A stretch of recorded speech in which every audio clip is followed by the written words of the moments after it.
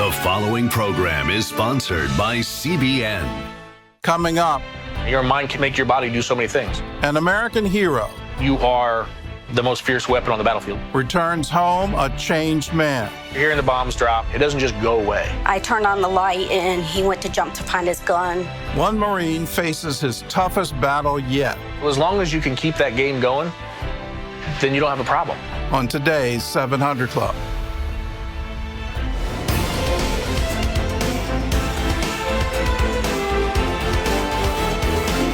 Well, welcome to the 700 Club. Congress is on the verge of passing a budget deal reached with President Trump. It's already been approved by the House, and it goes to the Senate this week. Fiscal conservatives say the bill adds nearly $2 trillion to the deficit. But despite the objections, the White House and some Republicans say a better deal just wasn't possible. Paul Strand explains. For all their feuding on other matters, House Democrats and Republicans and the Trump administration have managed to pass a budget deal that puts an end to the era of government shutdowns, at least for 2 years.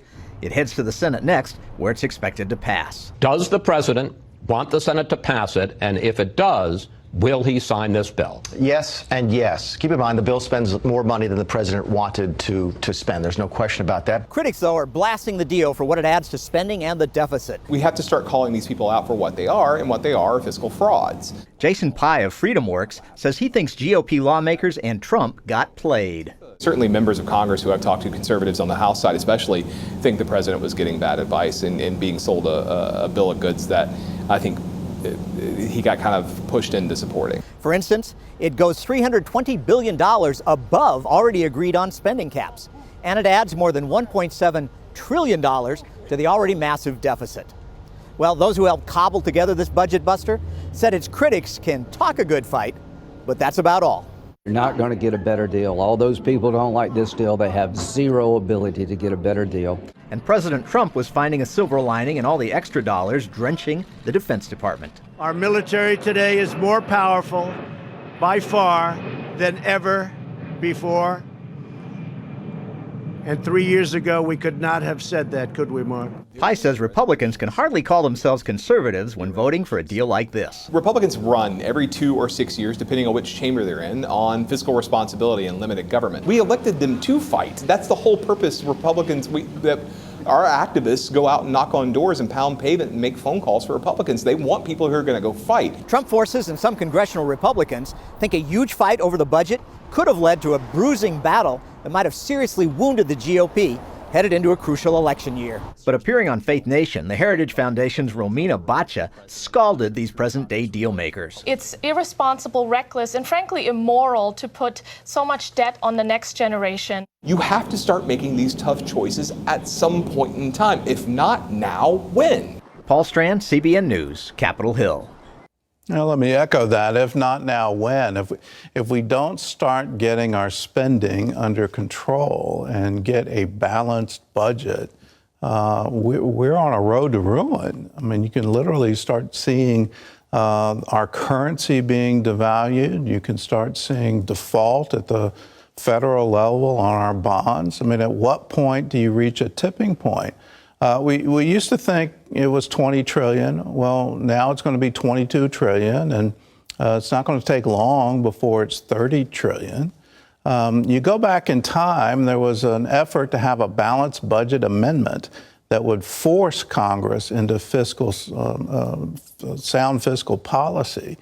And that was defeated because, well, we need to have emergency powers in the event of war and that kind of thing. Well, back then, the entire federal deficit was $450 billion. Well, okay, now it's 20 trillion. And where do we go with this? How do you pay that off? And if you continue to have these deficits, at some point in time, you run out. And when you run out, well, then there's a real big cliff you're looking at. And this isn't something that will be a minor panic. This will be a worldwide panic, a very crowded room looking for some very narrow exits and what's safe at that point. This is horrific And we're spending our time arguing who's the most racist or who has the worst inner city. And we should be spending our time, how do we effectively govern ourselves? This is a big deal. And to say, let's just kick this can down the road, we can't do it because we're kicking it not just to the next generation and not to the generation after that. It's our children's children's children. They're going to be paying for this. This is a horrible thing that we're doing, and I underline, it's immoral to have your great-grandchildren pay your debts. Well, in other news, authorities are looking for a motive after a gunman opened fire at an outdoor festival in California yesterday. John Jessup has more on that story from our CBN News Bureau in Washington. John? Thanks, Gordon. And 3 people died when that gunman opened fire at the annual Garlic Festival in Gilroy, California last night. He just shoot once and then he stopped and then he just started shooting repeatedly. It just started popping off like fireworks. It sounded like firecrackers. That's what I thought it was. I had no idea until he grabbed me and he started pulling me and telling me that's gunfire. We need to get out of here, go. People fled in panic at the sound of the shots. Police responded immediately and opened fire, killing the attacker within minutes. At least 11 people were wounded, some critically. Among the dead is a 6-year-old boy. So far, little is known about the shooter or his motives. Police are searching for a possible second suspect. Well, the Supreme Court says the Trump administration can use Pentagon funds to build parts of the border wall, even as the case carries on in an appeals court. The justices ruling 5-4 to overturn a lower court ruling blocking the transfer of $2.5 billion meant for drug interdiction, but tapped by the administration after President Trump declared a national emergency. The money will be used to build more than 100 miles of wall on the southern border. The administration, though, is in another legal battle over immigration, this one related to its policy limiting asylum applications. A new rule requires people to seek asylum in the country through which they first pass. In an exclusive interview with CBN News reporter Jennifer Wishon, Acting Director of U.S. Citizenship and Immigration Services Ken Cuccinelli said a backlog of nearly 800,000 asylum cases is swamping the system. A lot of Americans don't know that our southern border, legal or illegal people coming across, have been turned into a toll booth by the most evil, vicious, awful people in the Western Hemisphere, the drug cartels in northern Mexico. Even when they make large-scale deals to smuggle people up from the Northern Triangle, they'll get right to the end of their journey, not a safe or healthy journey, and lo and behold, the drug cartel will hit them up for more money. Cuccinelli adding the president's new rule could save lives. Well, the director of national intelligence, Dan Coats, is leaving his post, announcing Sunday that he's stepping down next month. The president says he'll nominate Texas Republican Congressman John Ratcliffe to take his place. Coats and the president had a tense relationship with public disagreements over Russia and North Korea. Well, another Twitter war between the president and a member of Congress this weekend. This after the president criticized Maryland Representative Elijah Cummings, accusing him of neglecting his Baltimore district. Amber Strong has more of the story from Washington. The president and his aides are fending off new accusations of racism after a series of tweets aimed at African-American Congressman Elijah Cummings and the majority black city of Baltimore. There is nothing racist in stating plainly what most people already know, that Elijah Cummings has done a terrible job for the people of his district. That's one of more than a dozen tweets the president fired off over the weekend. Rep. Elijah Cummings has been a brutal bully, shouting and screaming at the great men and women of Border Patrol. Cummings District is a disgusting rat and rodent-infested mess. If he spent more time in Baltimore, maybe he could clean up this very dangerous and filthy place. No human being would want to live there. Analysts believe the president's ire was sparked by a combination of Democrats' ongoing investigations and a Fox News appearance by African-American conservative strategist Kimberly Klacik, pointing out deplorable conditions and trash plaguing Baltimore. Acting Chief of Staff Mick Mulvaney says the president is just defending his administration after Cummings' confrontation with DHS Secretary Kevin McAleenan about migrant facilities. Mr. Cummings saying that children were sleeping or sitting in their own feces. That's not right. It's not accurate. And when the president hears lies like that, he is going to fight back. That if Adam Schiff had said the same thing about the border, that the president would be attacking Adam Schiff in the exact same way today. But the city of Baltimore is more than 60% black. The president's critics say they've heard it all before. This president has shown us time and time again, from the way that he started his campaign to the comments about that Mexican-American judge during the campaign, to his failure to immediately condemn white supremacists in Charlottesville in 2018. There's a pattern here. He continues to say things about American cities all across this country. I mean, look, our president has a hate agenda. Republican Congressman Will Hurd believes tweets at Cummings are different than the previous ones against Representative Rashida Tlaib and 3 other Democratic congresswomen. You condemned the go back tweets, but you do not condemn these tweets by the president? I wouldn't be doing those, right? I wouldn't be tweeting this way, but I think they are different. The Baltimore Sun also fiercely defending the congressman, and Cummings vowing he won't back down. It is my constitutional duty to conduct oversight of the executive branch, but it is my moral duty to fight for my constituents. As chairman of the House Oversight Committee, Cummings oversees several investigations into the president and the administration. Amber Strong, CBN News, Washington. Thanks, Amber. Iran says a European fleet in the Persian Gulf would be a provocative and hostile act. This as a second British warship arrived in the Gulf to protect British-flagged tankers. The UK is seeking to build a European coalition after Iran seized one of its oil tankers last week in the Strait of Hormuz.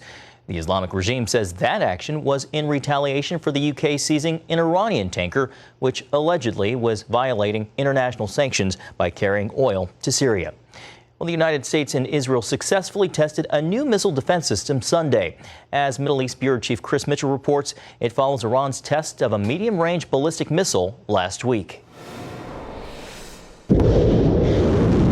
Historic and unprecedented. That's what the U.S. and Israel are calling the test results of the Arrow 3 weapon system. U.S. Ambassador to Israel David Friedman joined Israeli Prime Minister Benjamin Netanyahu at the weekly cabinet meeting. Netanyahu addressed what he called the recent pioneering secret experiments. They were successful beyond any imagination. The Arrow 3, with complete success, intercepted ballistic missiles beyond the atmosphere at unprecedented altitudes and speeds. The execution was perfect, all precise hits. The results were extraordinary. We're very proud of our partnership with the State of Israel, the funding that we provided for this, the technical expertise that we added. The test comes at a time of growing tension between the U.S., Britain, and Iran. The Arrow weapon system was tested against targets that behave like the ballistic missiles Iran is developing. Today, Israel has the ability to act against ballistic missiles that could be launched against us from Iran or anywhere else. This is a great achievement for the security of Israel.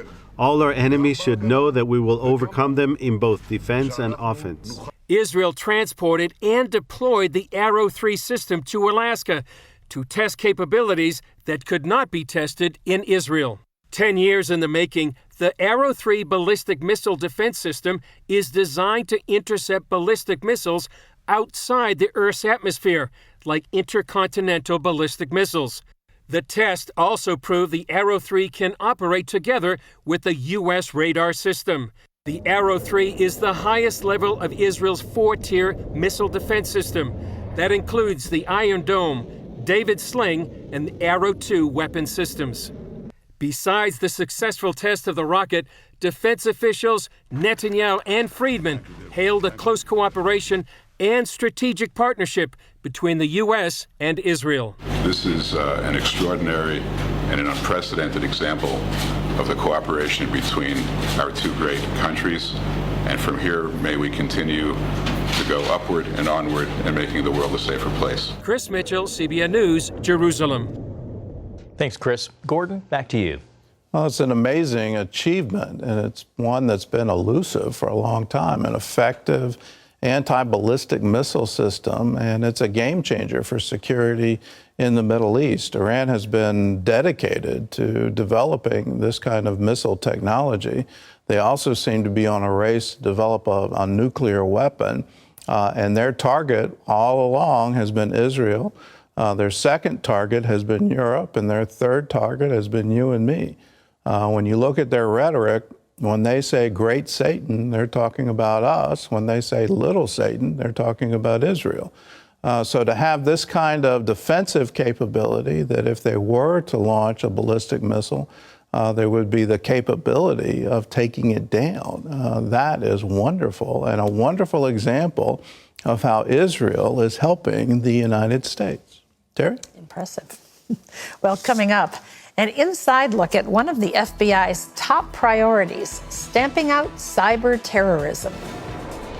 Once you understand what the attacker's doing, and then you can learn how to defend it and harden it and make it stronger. See how America is training its next generation of Crime Stoppers when we return.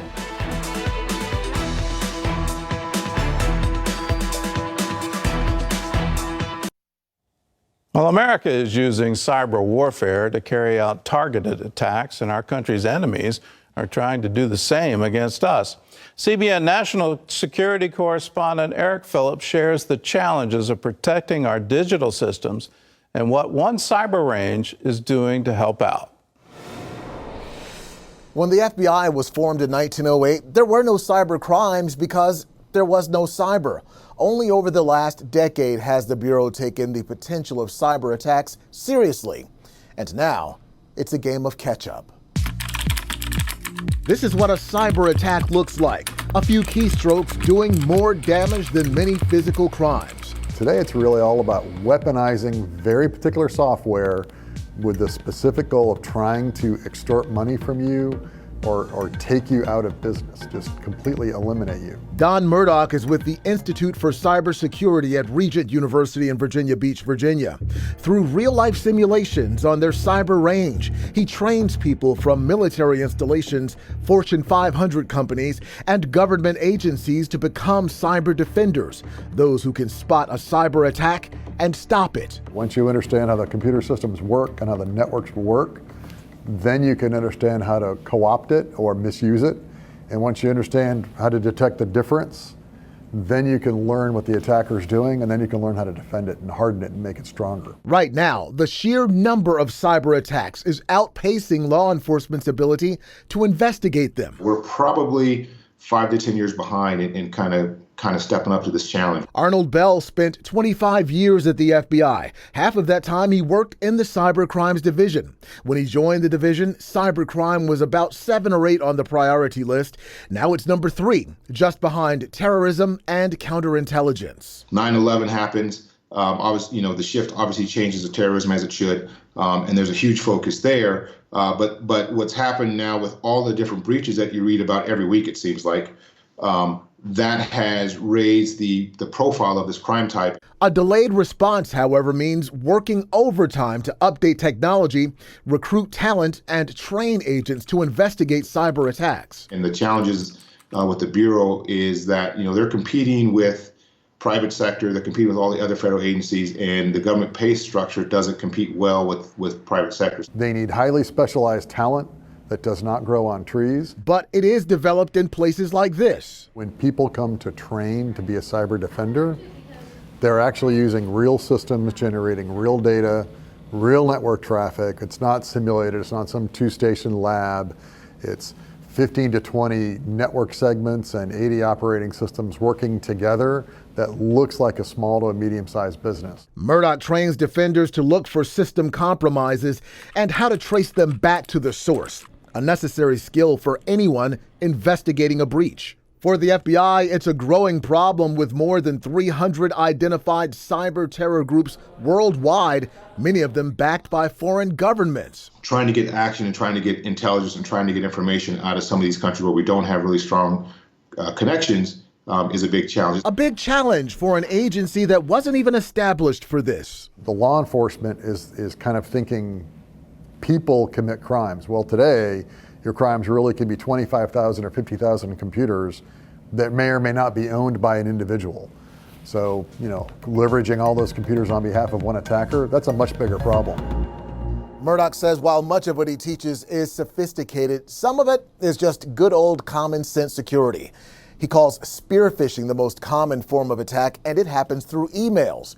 He says if people would simply be more skeptical of the links they click, that alone would drastically reduce the number of attacks. In Washington, Eric Phillips, CBN News. Well, that's an inside look at Regent's new Cybersecurity Center. And Regent is offering a Bachelor of Science degree in cybersecurity. And here's something for you. The National Center of Academic Excellence in Cyber Defense Education has given a wonderful honor to our cybersecurity by both the NSA and the Department of Homeland Security, and only 4% of universities in the nation have gotten this. So it's a wonderful degree path, a wonderful job path, and if you want more information, go to regent.edu. You can call us, 866-910-7615. Terry? Well, up next, a Marine returns home from the combat zone with a textbook case of PTSD. You're wondering what the guy out there is doing right now. You can't not just think that way. It doesn't just go away. It's like it's forever burnt in your heart and your mind. Find out how this vet won the battle against the enemy within when we come back.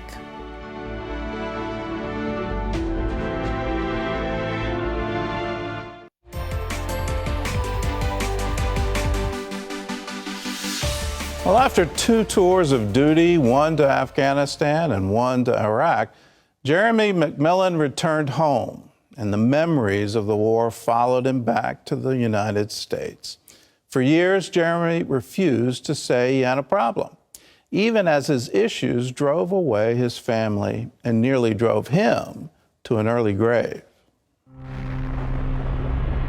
Following the attacks of 9/11, over 2 million U.S. troops would be deployed to Iraq and Afghanistan in the war on terror. Jeremy McMillan was one of them. You've prepared for this the best that you can. You either learn or you die. The Marine served 2 tours on the front lines. Each time he came home safely to his wife Danielle and daughter Alyssa, thankful for the training that kept him alive. You're taught that you are the most fierce weapon on the battlefield, which is true, because of the mentality. Your mind can make your body do so many things. But no amount of training could prepare him for the battle to come.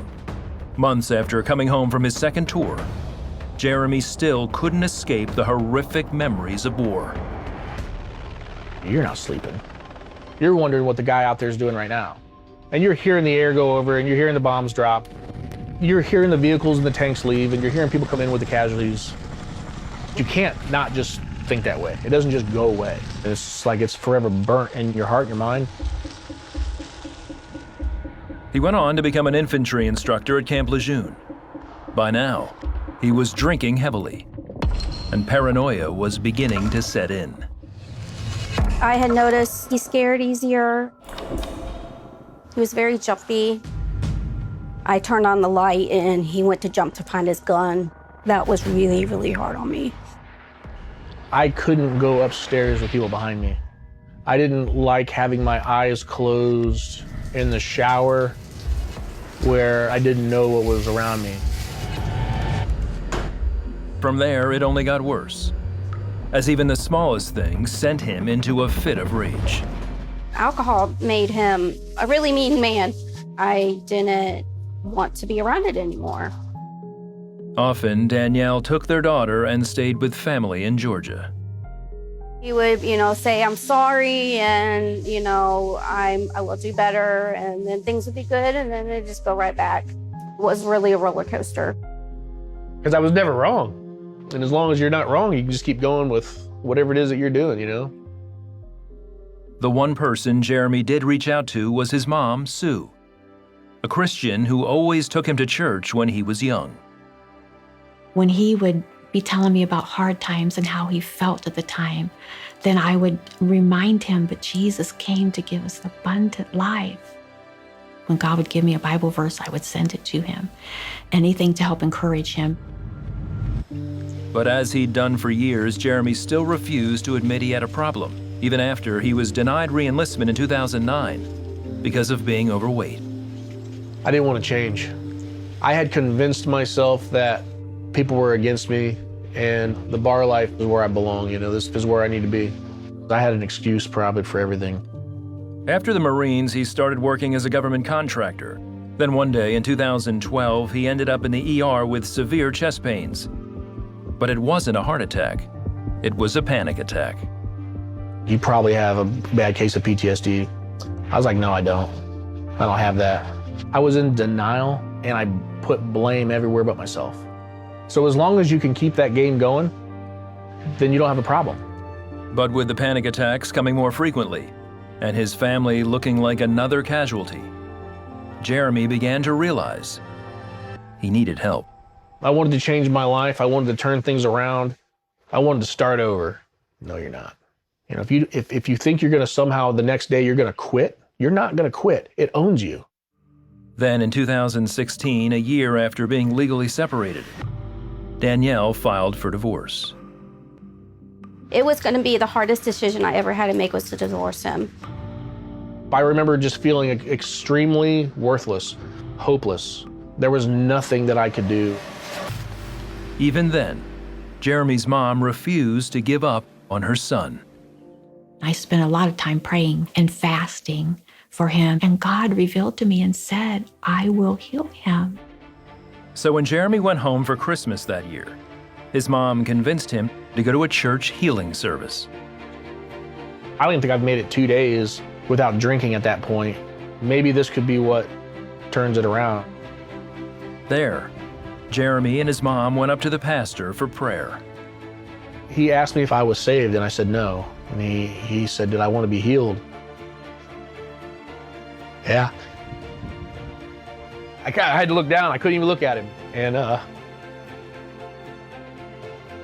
do I believe in Jesus Christ? I said, yes, I believe in Jesus Christ. And do I want him in my heart? I said, yeah. And he's like, well, you have to ask him in your heart, And when he was praying for me, it's when, it was like I was like another person.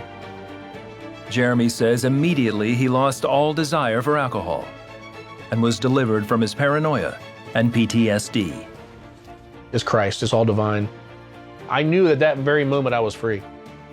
You can't explain the weight that just comes off you. So whatever that was gone. Now putting their focus on God, Jeremy and Danielle rebuilt their marriage. He now runs a barbecue business and still works with the Marine Corps as a contractor.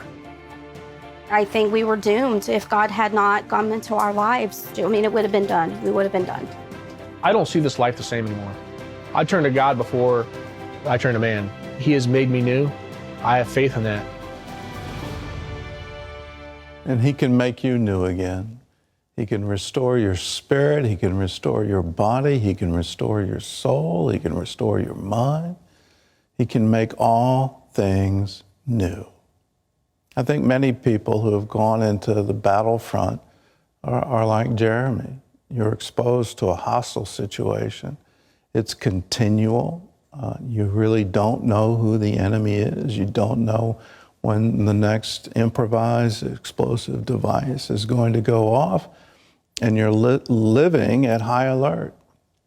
I believe we shouldn't call it post-traumatic stress disorder, because it's not a disorder, it's a wound. If you were hit by a bullet, well, you'd go see a doctor, you'd get that fixed. But because we call it a disorder, suddenly it's somehow your fault, or there's something wrong with you and that other people can take it and you couldn't take it. Well, all the studies show all of us are alike. The U.S. Army is known for decades. You expose anyone to a prolonged war situation, they're going to have problems. It's an injury. And so we need help. But how do you get healing for it? And where do you go? Well, for Jeremy, it was showing up at church and saying, I need Jesus. Are you a Christian? No, I'm not. I need Jesus. Do you want healing? And that's exactly what Jesus said. From blind Bartimaeus to the lame man by the pool. What do you want me to do for you? And it's when you get to that point of saying, I need to be healed.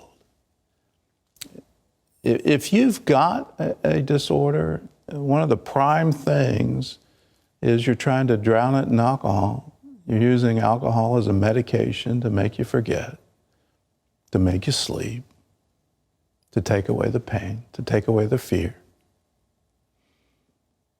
But you already know all it's doing is irrigating your problem. It's just making it worse. And it's creating brand new problems on top of it.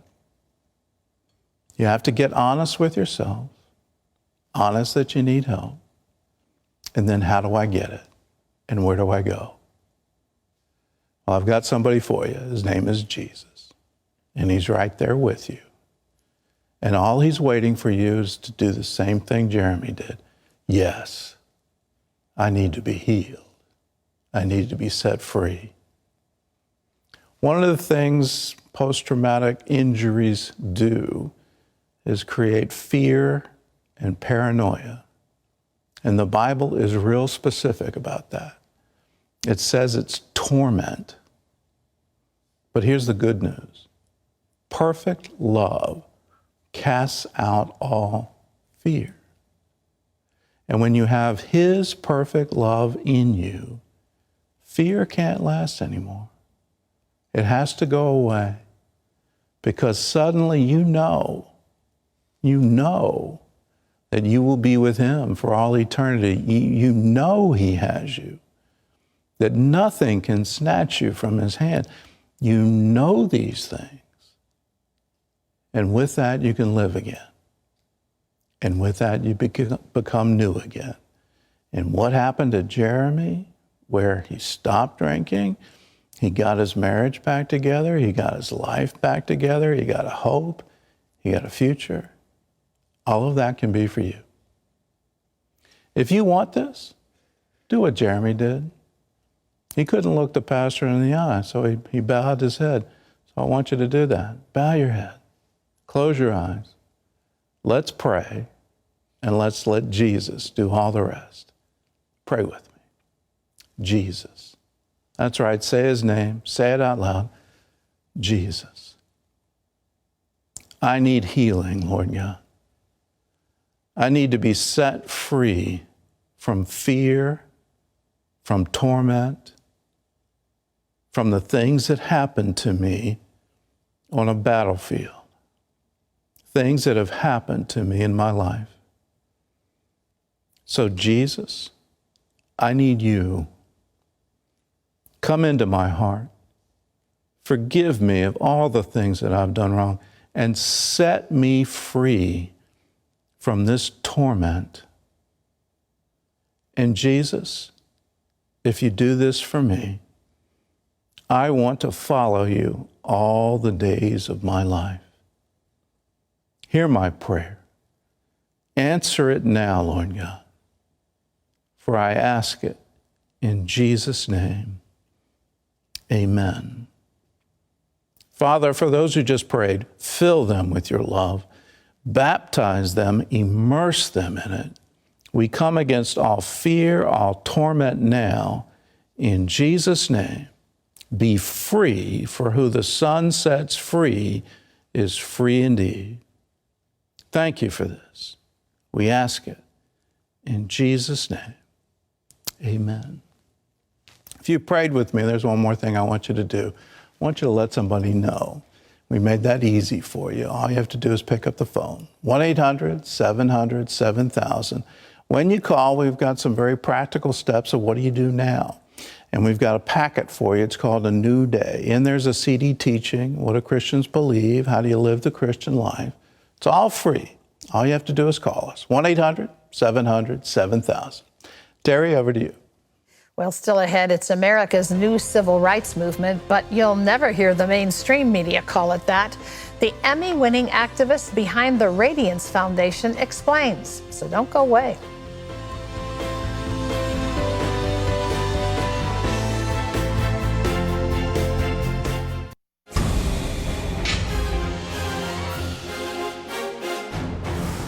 Welcome back to Washington for this CBN Newsbreak.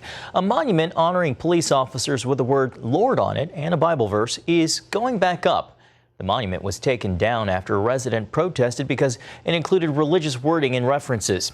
At first, city officials painted over the word Lord and removed the Bible verse, Matthew chapter 5, verse 9. But the Rock Hill, South Carolina Herald reports the city council decided the monument will be restored to its original condition and returned to its location at the new police station, but the city will not restore the Bible verse to the monument. Orphans Promise supports a biblically based leadership academy in Kenya. Heritage Leadership Academy hopes to produce the next generation of Kenyan leaders, Quality education at a young age is seen as the key to success for Kenyan children from impoverished communities. The new academy is working to not only instill biblical principles in students, but also provide children with the tools and opportunities they need to pursue their God-sized dreams. Well, to learn more about how Orphans Promise is helping orphaned and at-risk children around the world, go to orphanspromise.org. Gordon and Terry will be back right after this.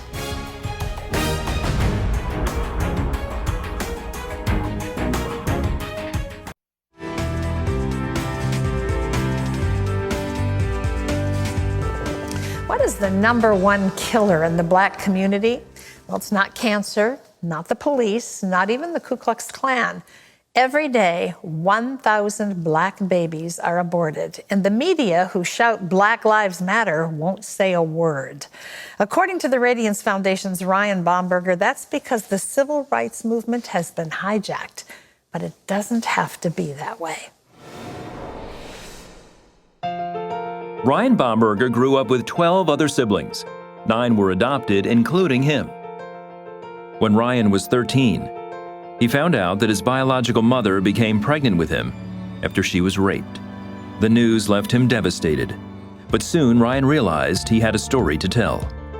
In his book, Not Equal, Ryan educates others on the horrors of the abortion industry and offers powerful proof that triumph can come from tragedy. Ryan Bomberger is here with us now. Welcome to the program today. It's great to be here with you. So we're looking at that beautiful picture of your family. I was telling him we have a sign in our house that says you call it family, we call it chaos, but I'm sure that was your time exactly growing up. the same. How did you go from, knowing you were adopted and just the adjustment of growing up, just growing up in the world today to being such a pro-life advocate? How did those things mesh together? Well, I found out at 13 my story, so it kind of rewrote everything, and it was a bit radical, and it was tumultuous because teenage years are already crazy enough. Yes, when all was going well. Yeah, exactly. But it was at that point that I realized I did a speech in public school in 8th grade, and it was persuasion speech on abortion. And I realized I had a story to tell. And my parents, Andrew and Henry Bomberger, they're amazing people. They didn't know what they were getting into. Obviously, yeah. Adopting, 10 children, had 3 biological or homemade kids, but they didn't know what they were getting into, but they knew that they loved the Lord, and out of that love for the Lord, they love people, and they loved us. This photo, which is probably a little similar to your family photo, but it really just displays the love of Christ. And because our parents loved us, they unleashed purpose in our lives. They understood that we had inherent and equal worth, and they encouraged us, find that purpose that God has for you. What a gift that is. Yeah. We were talking about abortion in the black community a moment ago. How big a problem is this, Ryan? It's huge. I mean, everyone wants to talk about racism. There's racism here, racism there. There's racism in every facet of American society except in the one industry that kills for a living. I mean, Planned Parenthood alone kills 247 black lives every single day.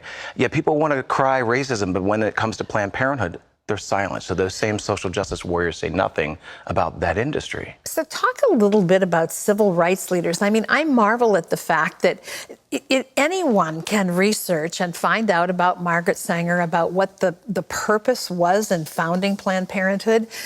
Why do civil rights leaders not grab hold of that reality and make it an issue? Some used to. Back in the 60s, there were leaders of the NAACP that called out the abortion industry, called out Planned Parenthood. Fannie Lou Hamer, famed anti-poverty activist and voting rights activist, she considered abortion genocide in the black community. But yet there is there's a spiritual dynamic to this. There's a willful blindness, and of course, there's also money. Yeah. A lot of money speaks. Planned Parenthood actually funds a number of these organizations that have basically decided to shill for the abortion industry. It's tragic that there's so much silence when you're talking about so many deaths and the destruction of beautiful possibility. And so I call them out. I say the industry has been hijacked. You also say that Planned Parenthood is planned propaganda. Every day, all day. I mean, when they tweet things out, for instance, that, it's statistically safer for black women to abort their child than to go through pregnancy, come on. That's systemic racism. I mean, there's been a disproportionate targeting for years and years, for decades and decades, and yet people don't want to see it for what it is. But Planned Parenthood depends on their abortion revenue. I mean, they're $1 billion industry. They're not giving up this money. I mean, we talk about the sins of humanity, and greed is one of those driving sins. But yet people want to overlook this and ignore the fact that there is a specific targeting. There has been historically, and there still is presently. One of the arguments, or maybe several of them, would be, you know, these women are poor, they can't afford to raise their children anyway, the foster care system is broken, there aren't enough parents like yours to adopt children, so that it's necessary to do this. How do you respond to that? Well, you know, I'm an adoptive parent too. My wife, Bethany, and I have 4 children. 2 of our children are adopted, and we didn't have the financial means. People are constantly told that they can't overcome. And that's the thing that's so frustrating. Amazing things have risen out of poverty. Look at Dr. Ben Carson, for instance. Yeah. His mom was a single mom. She worked multiple jobs. There are things that we do to self-sacrifice so that others can be elevated. And in this culture, this me culture saying, well, this is the easier way out. You won't be able to achieve this, or you won't be able to get your education. All that's untrue. There are systems of support. There are pregnancy centers. There are people out there who will pour their lives into those who are in crisis. And there are lines of people waiting to adopt who desperately want children. The title of your book is Not Equal, Civil Rights Gone Wrong. What do you mean by that? Okay, first of all, this was inspired by a surreal experience with the NAACP, actually, that sued me and sued the Radiance Foundation for a news article where I called out their radical pro-abortion actions and positions. And so I titled the article, The National Association for the Abortion of Colored People. Wow. They didn't like the title. So they sued me, and they sued, and it was crazy. It's a free speech issue. And so it was kind of born out of that, because I thought, wait a minute, an organization that I grew up revering and loving was criticizing me and challenging me and wanting to sue me. And anyway, we were represented by Alliance Defending Freedom. 2 years in federal court, actually in this area, in Norfolk, actually. We lost in the first federal court level. And then we had to appeal to the Fourth Circuit Court of Appeals. But I look at these so-called civil rights organizations and wonder, why are they not on the side of the most vulnerable, the most marginalized, the most targeted with death? And so that's what the book was born out of. You also say that one of the biggest advocates for abortion is the LGBTQ community. What's their advantage in that? Many in those organizations, like the Lambda Legal Defense organization, says that reproductive rights, as they call them, and LGBT rights are one and the same. They believe that they are inextricably tied together. And so you have every single major LGBT group that decries discrimination on one hand, and yet supports the most violent form of discrimination on the other hand. And so I call them out as well. You have an organization called the Radiance Foundation, you know, where, I mean, make a difference, shine where you're placed, bloom where you're planted. What's the Radiance Foundation doing? The Radiance Foundation was created by my wife, Bethany, and I. She's actually the one in charge. She's the executive director, and we want to illuminate, educate, motivate. We want to illuminate the truth that every human life has purpose, educate people about a myriad of social issues in the context of God-given purpose, and then motivate them, because what good is our knowledge, what good is our faith if we don't put it into action? Yeah, you know, it's just so interesting. Terms like racism bandied about so freely today keep us from moving forward. I mean, there is an agenda, folks. Be aware of it. And be aware of this book. Ryan has so much to say. He's walking the walk, and it's not just talk for him. It shouldn't be for any of us. For more eye-opening information about the abortion industry, be sure to get Ryan's book and other situations in our culture today. It's called Not Equal, Civil Rights Gone Wrong. You can find out how to get a copy by going to cbn.com. Thank you for all you do. Thank you, Terry. Great to have you here. Well, still ahead, we've got your email questions. Don't go away. They're always interesting. We'll be back.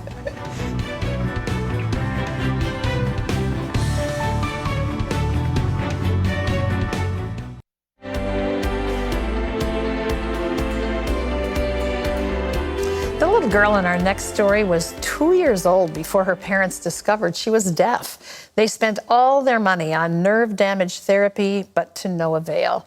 And then her mother began to pray to God for someone to help her. And before long, her prayer was answered. As a toddler, Kuchine had a smile that won over everyone around her. No one questioned her lack of communication skills until she was 2. A friend asked if she was speaking yet. I didn't think it was a big deal. Then my friend said her daughter stopped talking at 1.5, and maybe Kuchine couldn't talk because she couldn't hear. So Mrs. Zhang did an experiment. She made some loud noise, but Kuchin barely paid attention. Then we asked her to blow out her birthday candle. She didn't respond. The Zhangs took their daughter to a doctor and found out there was nerve damage in her ears, and she was deaf. I couldn't help but cry, and I never cried before. I wish so much that I could just give her my ears. The couple spent their entire savings on nerve growth injections, but after 6 months, Kuchin still couldn't hear. As friends found out she was deaf, they started treating her differently, and she began to withdraw. When she saw strangers, she just hid behind me. Everything was quiet in her world. She couldn't hear the birds sing or hear music. She needed hearing aids. So we sold our wedding jewelry, and my husband left farming and got a construction job, making more money. When Mr. Zhang didn't make enough for hearing aids, Mrs. Zhang started to pray. When she was a child, her grandmother had told her about Jesus, and she'd even read some of the Bible. So I prayed to God that someone would do something to fix my daughter's ears. Then a parent I knew introduced me to CBN, and they said they could give my daughter hearing aids. It was like God arranged these to happen. After she put those hearing aids on, she started to change. She has a smile on her face again. My wife even taught her to say Daddy. And CBN paid for language training. I'm so excited. Every word Kuchin says to me is precious. Thank you for helping our daughter open up her heart again. Now she can embrace everything the world has for her. It's a miracle. CBN helped me to see that Jesus is real. I will tell Kuchin all about him when she grows up and how God answers prayer. Thank you for this new beginning. 700 Club members, I hope you can see that not only did Kuchin have her hearing opened up to her, a whole new world to be able to hear because of your kindness and generosity, but it also showed this family, and don't think it didn't show their extended family and their neighbors, that God is real, that Jesus Christ is there, that he's hearing prayers, that he knows who they are. You're sharing the gospel by your kindness. We want to say thank you for that. To those of you who aren't 700 Club members, you are missing out on a great opportunity. 65 cents a day, $20 a month makes you a 700 Club member. We'd love to have you join with the rest of us because we're out to touch the world with the love of Jesus Christ. And it's folks like you who make that possible when you stand with us. So I want to invite you to join today. Our number's toll free. It's 1-800-700-7000. So easy to remember. And we'd love to have you call. Just say, I want to join the 700 Club. When you join, we have a gift to say thank you for caring about others. It's the plan, Pat's latest teaching. 8 keys to understanding God's will for your life. And who doesn't want to know that? We want you to have this as you grow in your own relationship. And I just want to say thank you in advance for calling and making a difference. 1-800-700-7000. Okay, time for some email. Are you ready? I think I am. Okay, you sure? Okay, this first one comes from Krista, who says, for the past 4 years, my husband has been dealing with a chronic issue, and it's affecting his daily work and personal life. Doctors have been unable to find, diagnose, or treat his problem, although one recommended acupuncture. I saw your segment on acupuncture on a recent 700 Club, and we'd like to explore this option. However, every local acupuncturist we've researched appears to have strong ties to New Age spiritualism, and we don't want to open ourselves to any pagan or demonic practices. Do you have any advice on what to look for when seeking a credible acupuncturist, or should we just choose someone and pray for protection during the sessions? Well, before you speak to this, I'm not going to speak. I'm no expert. Okay. We're going to throw to an expert. We're going to go to our CBN News medical reporter, Lori Johnson, who did the report that was mentioned in here for more. An increasing number of doctors recommend acupuncture because research shows it's effective in many cases. Plus, this method helps reduce the need for problematic opioid pain medicines and surgery. It's very well respected for certain conditions, including back pain and many chronic painful conditions. There are very good studies proving its benefit. Some people think it helps highlight areas in the brain that decrease the sense of pain. The scientific explanation doctors often give for treating patients with acupuncture is that it stimulates the nervous system to release chemicals in the muscles, spinal cord, and brain. These chemicals will either change the experience of pain or they will trigger the release of other chemicals and hormones which influence the body's own internal regulating system. If you should seek this treatment, choose an acupuncturist who's licensed, experienced, and highly recommended by someone you trust.